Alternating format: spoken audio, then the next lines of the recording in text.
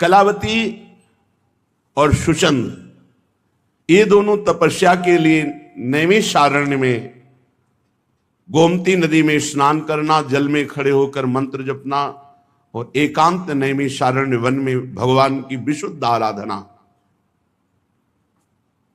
भगवान प्रसन्न हुए और ब्रह्मा जी को आदेश किया, जाओ इनकी कामना की पूर्ति के लिए इनको वरदान दो।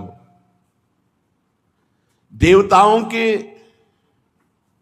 12,000 वर्षों तक तप किया। ब्रह्मा जी आए और उनका श्री भगवान ने आदेश किया है, तुम्हारी जो इच्छा हो वर मांगो। पर इनके शरीर में दीमक चढ़ चुकी थी, शरीर ही नहीं रह गया था, दीमक का पिंड मात्र था दोनों के। इतना भारी तप किया सुचंद और कलावती जी ने। ब्रह्मा जी ने दिव्य कमंडल का जल डाला तो वो दिव्य तनुधारी दोनों उस दीमक से बाहर निकले। ब्रह्मा जी को प्रणाम किया। ब्रह्मा जी ने कहा, तुम्हें जो इच्छा हो सो मांगो। सुचंद जी ने कहा, मुझे अब संसार की कोई इच्छा नहीं रह गई, बस मुझे ब्रह्मबोध हो जाए, मोक्ष प्राप्त हो जाए। जो ही ये राधा की बात सुनी सुचंद की, तो साध्वी रानी कलावती जी के मन में बड़ा दुख हुआ। उन्होंने ब्रह्मा जी से कहा, पितामह मेरे अंदर इच्छा थी कि मैं सर्वश्रेष्ठ एक सुंदर कन्या प्राप्त करूं जो भगवदानंद प्रदान करने वाली हो, मुझे मोक्ष नहीं चाहिए। और मेरे पति ने मोक्ष मांगा और मैं सधर्मिणी हूं, जहां पति वहीं मेरी स्थिति, मैं मुक्त नहीं होना चाहती। यदि मेरे पतिदेव को आप मोक्ष देते हैं और मेरी गति मोक्ष की होती है तो मैं अभी आपको शाप दे दूंगी। आप इस बात को समझ लीजिए, और मेरा शाप कभी व्यर्थ नहीं जाता। कलावती जी ने कहा, पतिरेव ही नारियणाम दैवतम परमम स्मृतम यदि मोक्ष मसौ याति तदा में का गतिर्भवेत एवं बिना न जीवाम यदि मोक्षम प्रदास्यसि तो तुभ्यम शापम प्रदास्यामि पति विक्षेप विभला। मैं आपको शाप दूंगा अगर हमारे पति को मोक्ष पदवी दी। ब्रह्मा जी ने कहा, देवी मैं भयभीत हो चुका हूं, तुम जो चाहती हो वही मैं देने आया हूं। जैसे आपका शाप कभी विफल नहीं होता, ऐसे मेरा वरदान भी विफल नहीं होगा। इसलिए तुम अभी दिव्य लोकों के सुख भोगो और कालांतर में पृथ्वी पर श्री यमुना जी के पावन समीप में ब्रज 84 कोश बरसाने में आपके पति का जन्म होगा, जो वृषभानु कहे जाएंगे, और आप कीर्ति नाम से प्रसिद्ध होंगे, और आप जो मन में चाहे वैसे ही कन्या आपको प्राप्त होगी।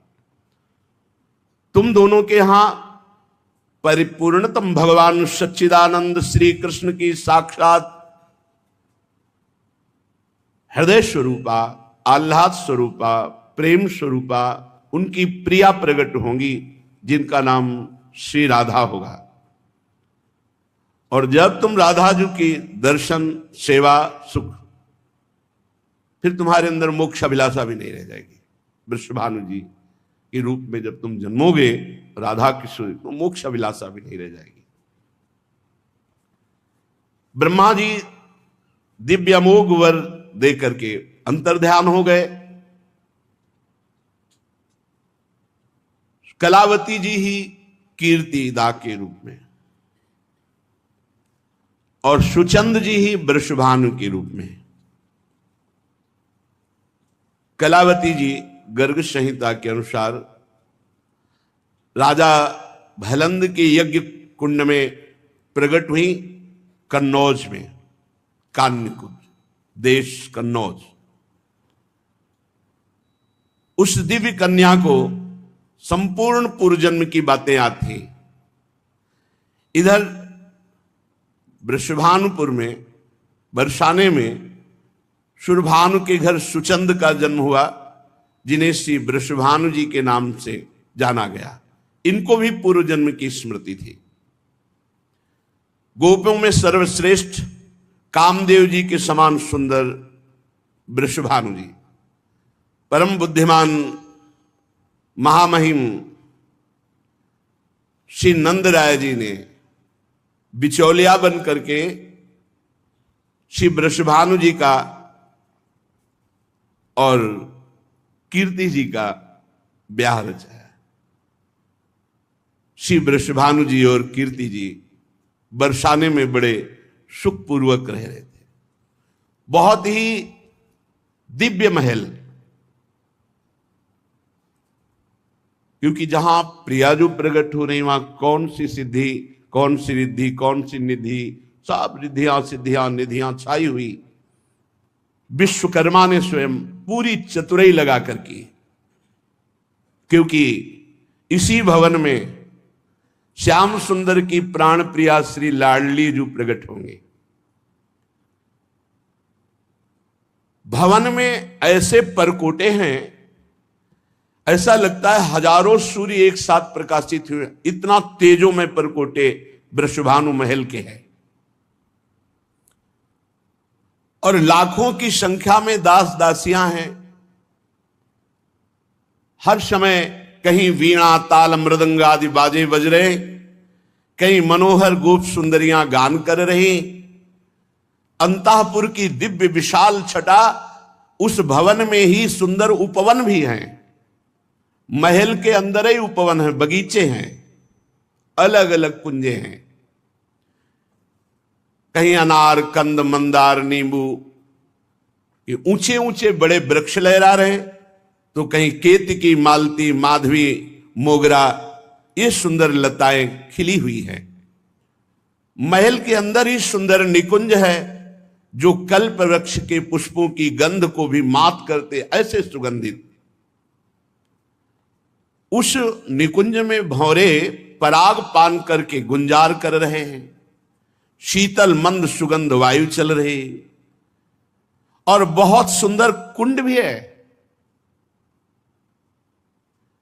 जिसमें हजारों दल वाले कमल हैं। कोई अष्ट दल, कोई हजार दल वाले, विविध रंग के। महल के शिखरों में कोकिला, मोर, शुक, शारिका ये अद्भुत जस गान कर रहे हैं। फूलों की जगह जगह सहस्त्रों सयाएं लगी हुई हैं, और बहुत ही सुंदर सुंदर सुगंधित जल वाले कई सरोवर हैं। कहीं सैकड़ों फुहारे छूट रहे हैं, कहीं सुंदर कुंडल करधनी हार धारण किए हुए सैकड़ों सुंदरियां सेवारत हैं। राजमंदिर केसरिया रंग के सूक्ष्म वस्त्रों से सजाया गया है। पर्वतीय पुष्प, जल पुष्प, स्थल पुष्प, इन सब से श्रृंगारित किया गया है पूरा महल। मालती की मकरंदों की बूंदें वहां झर रही हैं। पर यह सब सुख होने पर भी वृषभानु जी को विशेष आह्लाद नहीं हो रहा है। उनके हृदय में एक असंतोष सा है। समस्त ब्रजमंडल के महान विद्वान ब्रह्म ऋषियों को बुलाया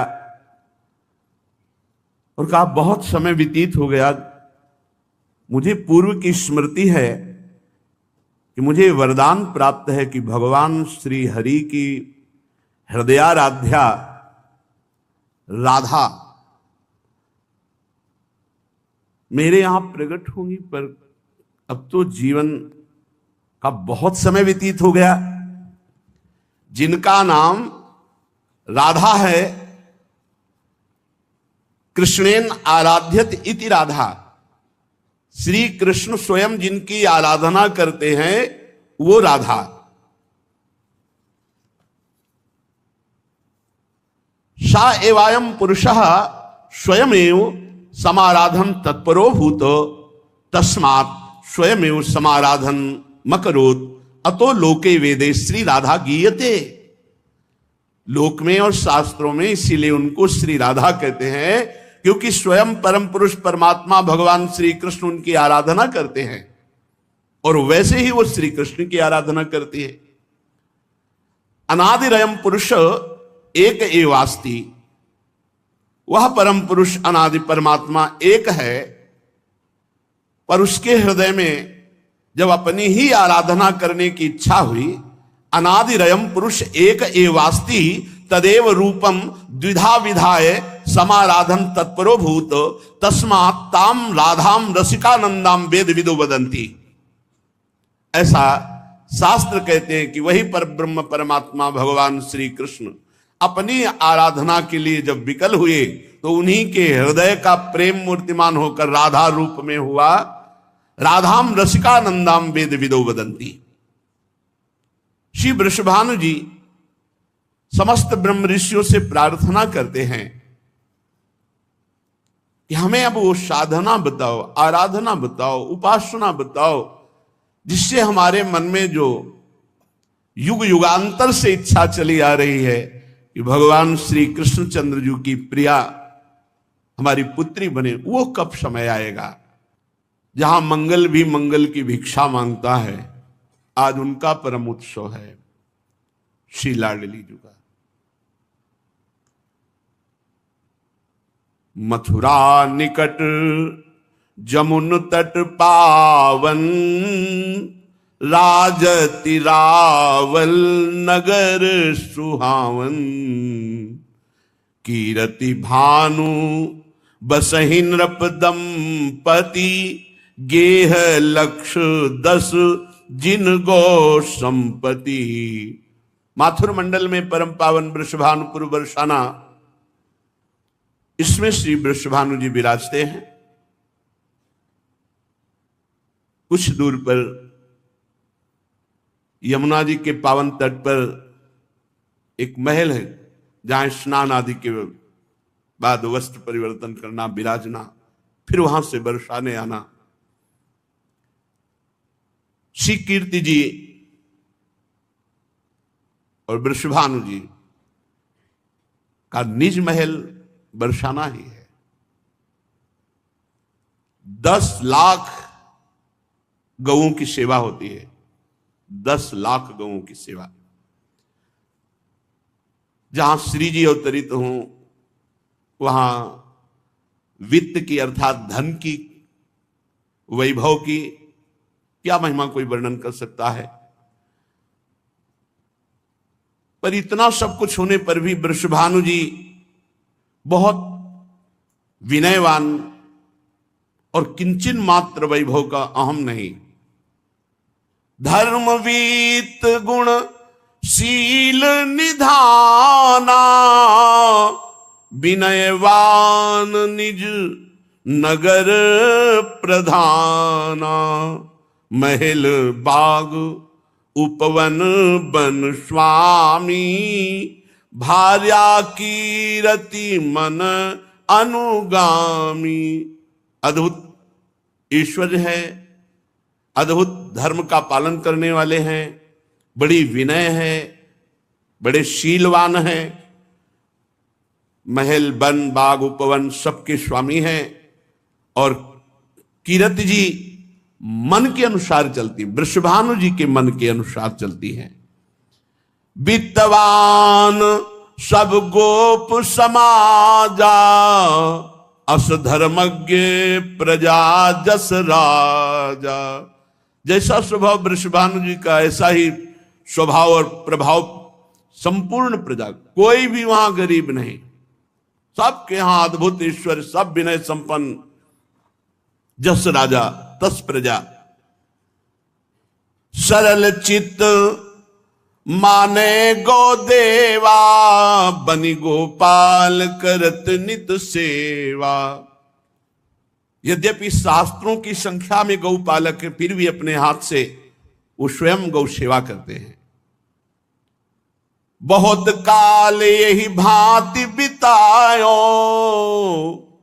गो सेवा फल अवसर आयो। ऋषि मुनि पंडित विप्र पुजारी, तो सति सबे कीर्ति सत्कारी। बड़े बड़े ऋषि मुनि, ब्रह्म ऋषि जन, ब्राह्मण जन, भगवत पूजक जन, इन सबको रोज निमंत्रण होता है और भवन में बुलाकर सबका आदर, सबका चरण धोना, अर्घपाद्य आदि अर्पित करना, भोजन पवाना, दक्षिणा देना, ये बहुत स्वभाव है कीर्ति रानी का। ऋषियों की प्रेरणा से एक व्रत ठाना, नित्य प्रति यमुना जी जाना, स्नान करना, यमुना में खड़े होकर के भगवत मंत्र जपना और आकांक्षा करना कि श्री हरि की प्रिया का हमारे यहां प्रादुर्भाव हो। व्रत वृषभानु एक दृढ़ ठाना, नित प्रति करत जमुन स्नाना। रोज नियम, वर्षों ये नियम चला। नियम का प्रभाव बहुत बड़ा जोर का होता है। कोई नियम ले, दीर्घ काल तक करे तो सफलता निश्चित हाथ लगती है। प्यारी जू के प्रकट होने के लिए आराधना यमुना रस रानी की, यमुना जी में नियम पूर्वक स्नान करना और यमुना जी में ही खड़े होकर के भगवत मंत्र जपना। धीरे धीरे कीर्ति रानी जी को ऐसा अनुभव होने लगा कि मेरे गर्भ रहा। अब तो और प्रसन्नता हुई। जब तक जा सकती थी वृषभानु जी के साथ रोज यमुना जी जाती, जब जाने में असमर्थ हो गई तो वृषभानु जी अपने नियम की पूर्ति और बहुत प्रसन्न की। जरूर मेरे मनोभाव में जो युग युगांतर से श्री हरिजू की प्रिया प्रकट होंगी, हमें लगता है कि वही अवसर आ गया, क्योंकि पुत्र तो हो चुका था। श्री दामानंद का पुत्र पहले से ही विराजमान था। ऐसा नहीं था कि संतान, पर बहुत समय से स्मृति पूर्व युगों की भी, कि जो कलावती के रूप में, सुचंद के रूप में भावना बनी थी कि भगवान सच्चिदानंद प्रभु की प्रिया हमारे यहां जन्म ले, उनके लिए अनुष्ठान था। भाद्रपद की शुक्ला अष्टमी, भादव का महीना, शुक्ल पक्ष अष्टमी तिथि और दिन सोमवार, समय प्रातःकालीन वेला।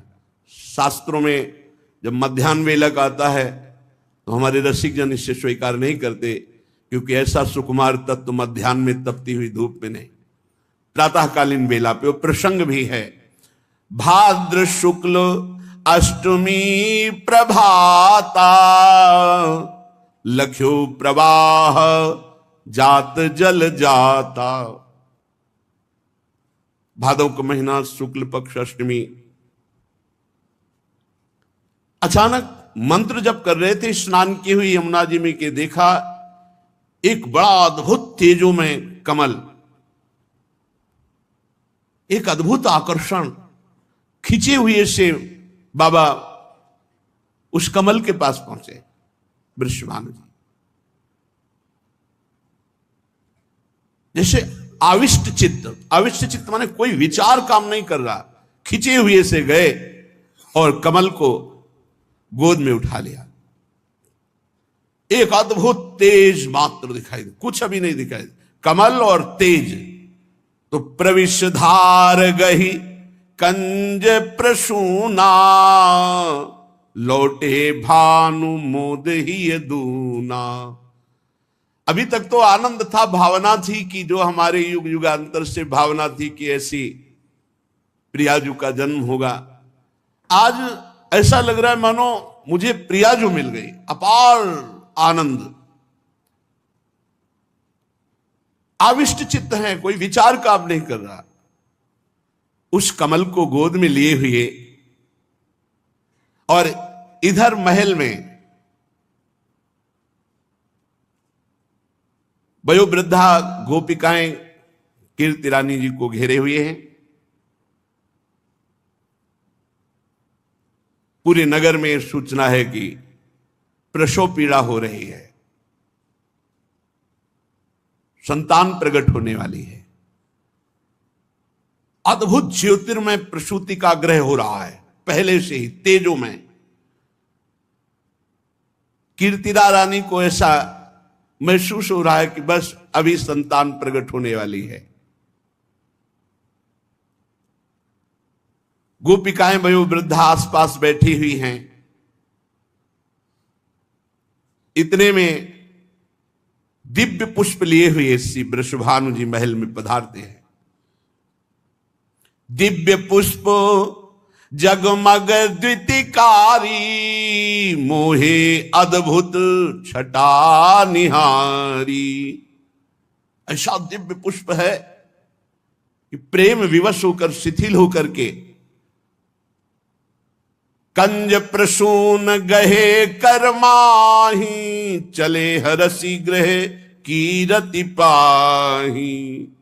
अति सुगंध अति रंग द्विति लीने भानु समोद, आनि धर्यो सन्मान करी कीरत जी की गोद।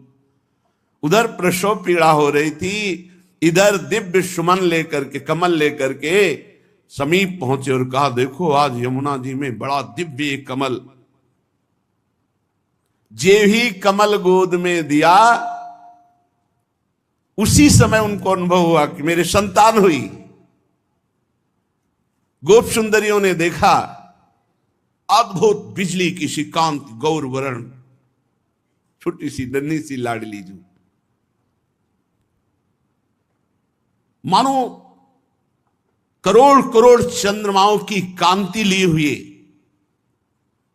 साहब ने देखा, जो गोद में पुष्प दिया उनको अनुभव हुआ संतान हुई। देखा तो श्री लाडली जू प्रकट हुई। कीर्तिदा रानी को सुंदर कन्या हुई है। पूरे महल में, बरसाने में एक क्षण में सूचना पहुंच गई।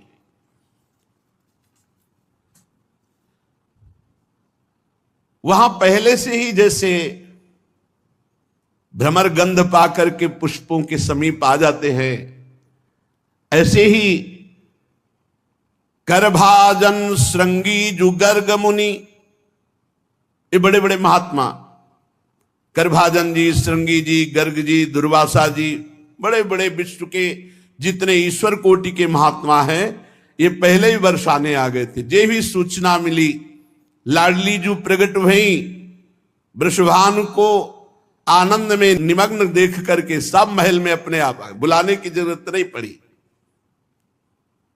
आकर के भय अचरज ग्रह देखी, परस्पर कहत सबन प्रतिबोधरी। कर भाजन श्रृंगी जु गर्ग मुनि, लगन नछत बल शोधरी। बहुत आनंद में आनंद, सब ऋषि पधारे, लगन विचार है, कह रहे हैं बड़ा आश्चर्य है इसके ग्रह नक्षत्र देखकर। शुद्धि भादों शुभ मास अष्टमी, अनुराधा के सोधरी। प्रीति जाग बल बालो करने, लगन धनुष बर बोधरी। बालिका का नाम होगा राधा। विद्युत लहरी सी अंग आभा होने के कारण ये गौरांगी राधा नाम से जगत में विख्यात होगी।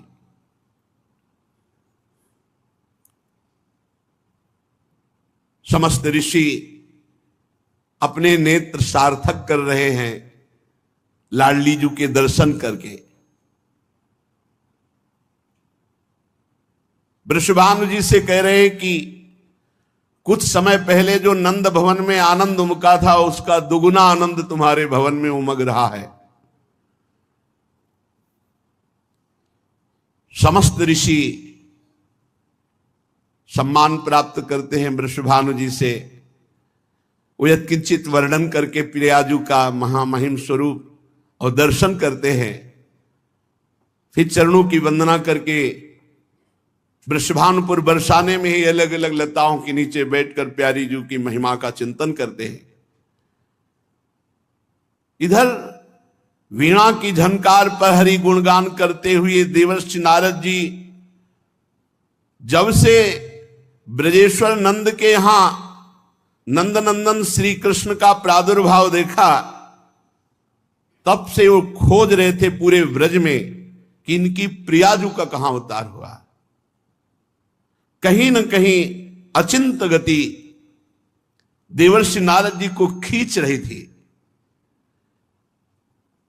प्रत्येक ब्रजवासियों के दरवाजे पर जाते, कुछ देर खड़े होते, ध्यानस्थ होते, वहां की रज लगाते, फिर दूसरे घर में, ऐसे पूरे ब्रज 84 कोष में देवर्षि नारद खोज रहे थे प्रियाजू का कहां प्रादुर्भाव हुआ। श्री किशोरी जी को ढूंढते हुए देवर्षि ब्रज के प्रत्येक ग्रह के सामने ठहर ठहर करके ध्यानस्थ होते, रज लगाते माथे पे ब्रजवासियों की चरण धूली। देवर्षि का सर्वज्ञ ज्ञान इस समय काम नहीं कर रहा था, प्रेम विकल थे। देवर्षि श्री किशोरी जी का अनुसंधान कर रहे थे पर पता नहीं पा रहे थे।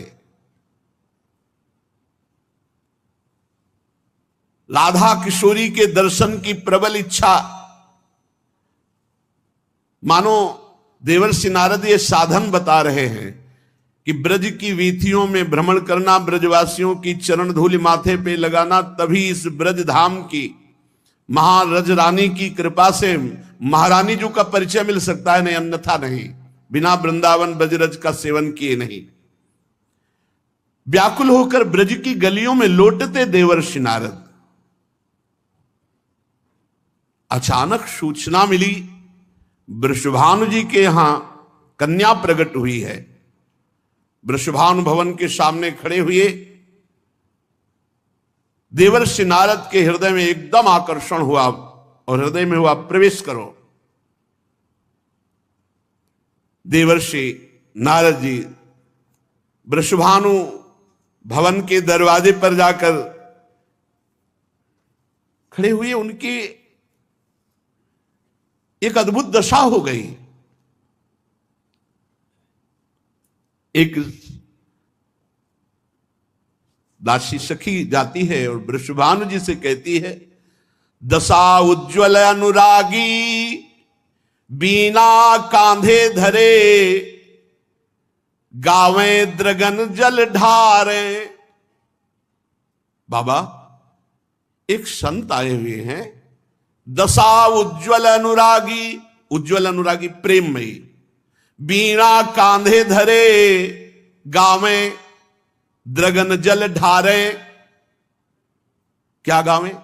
राधा राधा नाम बदन कहे, अति अनुरागी आयो एक ब्रह्मचारी, बीना कांध धरे अति चक्रित सोचहु दिश निरखत, मुदित होत मन भारी। वो कबहू आनंदत कबहू निर्तत। ये दशा सखी वृषभानु बाबा से बता रही। माला कंठी तिलक तन छापे मेरे अजिर आयो, नाचत अंग होत रोमांचित मगन भयो अप बपु जो भुलायो। बेसुध स्थिति है, राधा राधा गा रहे, कांधे पे बीणा धारण किए हुए हैं। बाबा, कोई ऐसे संत पधारे हैं। वृषभानु जी समझ गए देवर्षि नारद जी है। दौड़कर बाहर आए, देखा देवर्षि नारद जी चरणों में लौट गए। विधिवत पाद दर्घादि से पूजा की। देवर्षि नारद जी ने पूछा, कोई संतान हुई है? हां, अपने सुंदर पुत्र श्री दामा को लाकर चरणों में प्रणाम करते हैं। बालक को देखते ही, स्पर्श करते ही नेत्रों में प्रेमास्त्र भर रहे हैं। नारद जी अपने ऊपर उत्तरी वस्त्र से आंखें पोंछी और कहा, ये तो नंद नंदन का प्राण प्रिय सखा है। हम पूछ रहे हैं, कोई कन्या हुई है आपके यहां? देवर्षि नारद जी, आभास तो मुझे यही हुआ है कि हरिप्रिया का यही अवतार हुआ है, रासेश्वरी श्री राधा यही प्रकट हुई, पर ये तो बालक को लाए। वृषभानु जी ने कहा, हां भगवान, वो तो अभी अभी प्रकट हुई है, इसलिए नजदीक नहीं लाए, आपको वहां चलना पड़ेगा।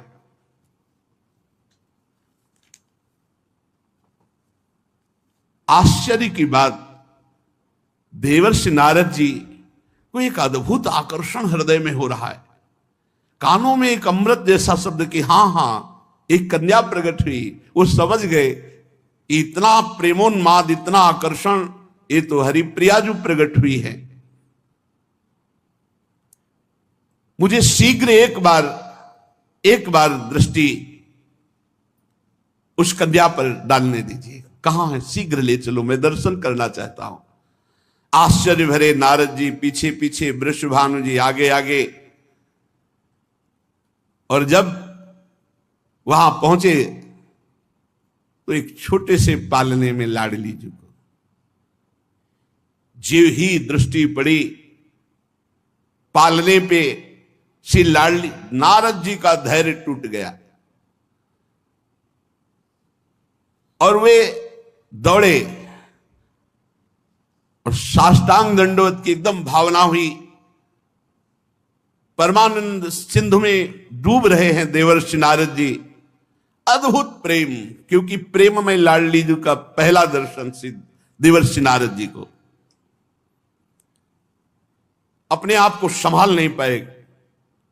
2 घड़ी तक, 48 मिनट तक तो ध्यानस्थ मुद्रा, मानो मूर्छित हो गए हो, ऐसी दशा।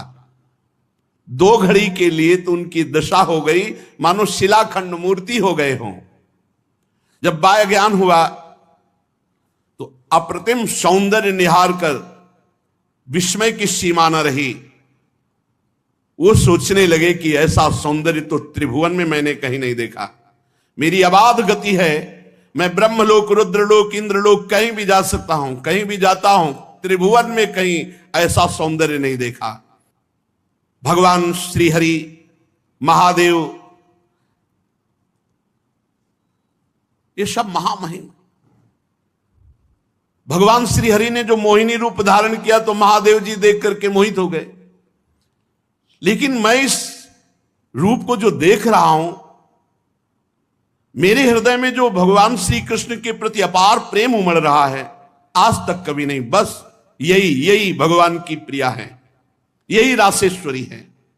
अंतर हृदय से विकल हो गए और अशुभ प्रवाह देवर्षि नारद के। प्रेम विवस्था बढ़ी तो वृषभानु जी से कहा कि कुछ क्षण के लिए तो मुझे एकांत कर दो, मैं इस बालिका से एकांत में कुछ क्षण दर्शन करना चाहता हूं। उन्होंने सोचा कोई अनुष्ठान मंगल विधान हमारी लाडली के लिए, जो आज्ञा कह के वृषभानु जी देवर्षि नारद को प्रणाम करके एकांत हो गए। देवर्षि नारद जी एकांत पाकर श्री जी से प्रार्थना करने लगे, हे निकुंज देवी, हे महायोगमयी, हे महाप्रभामयी, मेरे महान सौभाग्य उदय हुआ। जीवन भर हरि नाम कीर्तन किया, हरि भक्ति की, उसका फल मिला कि आपके दर्शन हो गए। तुम मेरे दृष्टि पथ में आई रासेश्वरी। हे देवी, ये तुम्हारे दिव्यंग अत्यंत मोहन हैं, इनसे प्रेम का माधुर्य निर्झर झर रहा है, रसानंद का सृजन हो रहा मेरे हृदय में। मैं अनंत काल तक भगवदानंद में डूबा रहने पर भी जो रस नहीं मिला वो आज आपके दर्शन से प्राप्त हो रहा है। हे निकुंज देवी, तुम नेत्र मूंदे हुए हो फिर भी सुख की वर्षा कर रही हो। तत्वम विशुद्ध सत्वासु शक्तिर्विद्यात्मिका परा, परमानंद संदोहम ददती वैष्णवम परम, कलयाश्चर्य विभवे ब्रह्म रुद्रादि दुर्गमे, योगींद्राणाम ध्यान पथम न त्वम स्पृशसि कर्हिचित्, इच्छा शक्ति ज्ञान शक्ति क्रिया शक्ति स्तवे सितु, तवांश मात्र मित्येवं मनीषा में प्रवर्तते, आनंद रूपिणी शक्ति त्वमीश्वरी न संशयः त्वया च क्रीडते कृष्णो नूनं वृंदावने वने कौमारेणैव रूपेण त्वं विश्वस्य च मोहिनी तारुण्ये वयसा स्पृष्टम कीदृक्ते रूपमद्भुतम।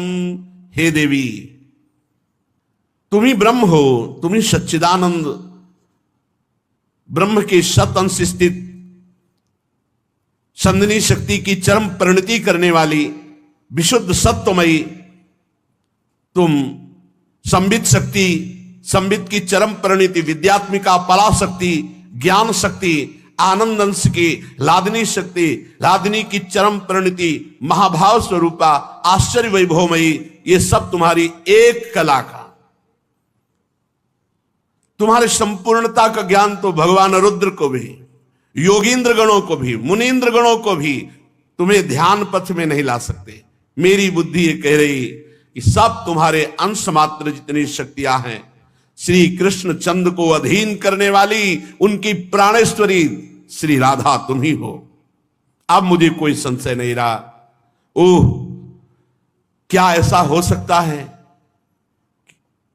हे श्री जी, मैं आपके उस विश्व मोहन किशोर अवस्था के रूप को देखना चाहता हूं जिसे देखकर श्री कृष्ण अधीन हो जाते हैं। नारद जी का कंठ भराया और वो रुदन करने लगे। हैं श्री जी ऐसी, केवल आनंद में रोते रहो। प्रबल इच्छा प्रार्थना करने लगे कि मैं आपके उस किशोरी रूप के दर्शन करना चाहता हूं। श्री जी के किशोरी रूप देखने की प्रबल उत्कंठा बढ़ती गई। अब बारंबार प्रणाम करना शुरू किया देवर्षि नारद जी ने और प्रार्थना किया। नारद के अंतर हृदय में मानो श्री किशोरी जी के दर्शन के लिए इतनी विरहाग्नि प्रकट हुई, प्रबल। इतने में ही दृष्टि पड़ी तो देखा श्री ललिताजू, विशाखाजू, चंपकलताजू, चित्राजू, तुंग विद्याजू, इंद्रलेखाजू, रंगदेवीजू, सुदेवीजू, अष्ट सहचरियां प्रकट हो गई और वो नौ किशोरी रूप सहचरियां। जे ही सखियों को देखा देवर्षि नारद जी ने, एक दिव्य ज्योति मध्य में, देवर्षि नारद अभी देख भी नहीं पाए कि मूर्छित हो गए। श्री जी का चरणामृत देवर्षि नारद जी के मुख में डाला। जानते हो नौ किशोरी के दर्शन का अधिकार कैसे प्राप्त हुआ? ब्रजरज का सेवन, लालजू के उत्सव में सम्मिलित होना, ब्रजवासियों के दरवाजे पर जाना, लूटना, रज लगाना, उससे वृषभानु भवन का दर्शन और वहां अष्ट सहचरियों के दर्शन और श्री जी के चरणामृत से श्री जी के देखने की सामर्थ्य नारद जी को आई। सखियों ने कहा शीघ्र ही उठो देवर्षि नारद और अपने नेत्रों का परम लाभ लो, जो तुम किशोरी जी के इस तरुण अवस्था की प्रथम झांकी का दर्शन करना चाहते। तारुण्य प्रथम प्रवेश समय यस्या महामाधुरी, आप दर्शन करो, नहीं एक क्षण में अंतर्ध्यान हो जाएंगे, फिर बाल रूप हो जाएंगे। नारद जी ने जो श्री जी का वो रूप देखा, बार बार चरणों में लौट रहे हैं। जय कृष्ण मनोहारिणी, जय